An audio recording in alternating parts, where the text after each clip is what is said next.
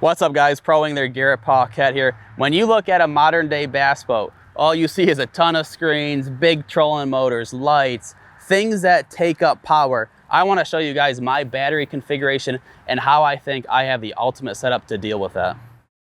So here we are, this is in the back of my Bass Cat. What I wanted to do was create something very simple but functional at the same time. So when you look in here, I only have 4 batteries. But this is actually really overkill when you dive into it. I have one AGM cranking battery here, which it cranks my engine, starts it. It does my bilge pumps, my lights, you know, simple tasks like that. I do have one of my Humminbird units on it. And really for me, that's a safety thing. That's if my engine is running and supplying the battery voltage, I know my graph is gonna be on no matter what the condition. So I have wired that graph into that cranking battery.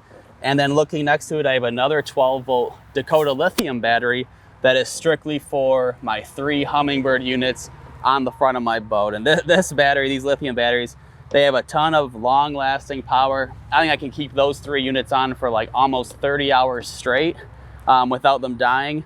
And that's a big deal to me because that battery is not getting any voltage or any charge throughout the day from my engine's alternator. I need to make sure it can last. One thing I want to talk about real quick that I'm adamant about is having a dedicated wiring harness from your units, your Humminbird units, straight to your battery. I actually build one for each battery, so I have a harness that goes from my cranking battery to this 15 here at the dash, and I also have one on my lithium battery that goes straight to those 3 units on the front of the boat. And I do that for a couple of reasons. One, your unit's gonna perform better. Clean power all the way through, good supply voltage, but it also helps your battery. When your battery's not working hard enough or as hard to fuel your units, it's not gonna die as fast. So it's safer and it's better all around if you guys have a direct, dedicated wiring harness from your battery to your units.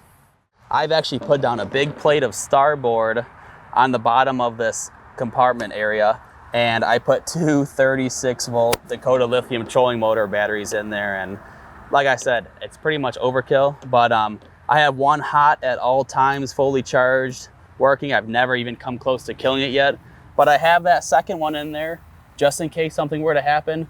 I could easily switch my terminals over and get that battery going and rolling. So those 4 batteries, you know, in an all-day situation for me fishing 12, 15 hours a day, I have absolutely zero concern of my units dying, my engine not starting, my trolling motor going dead.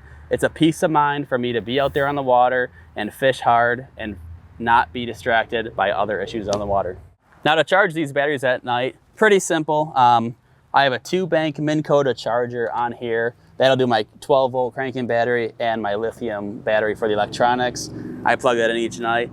And then for the 36-volt trolling motor batteries, I just use the charger that Dakota Lithium provides, set it in there each night. I have a heavy-duty extension cord with a splitter on the end, plug in both the chargers, and I'm good to go.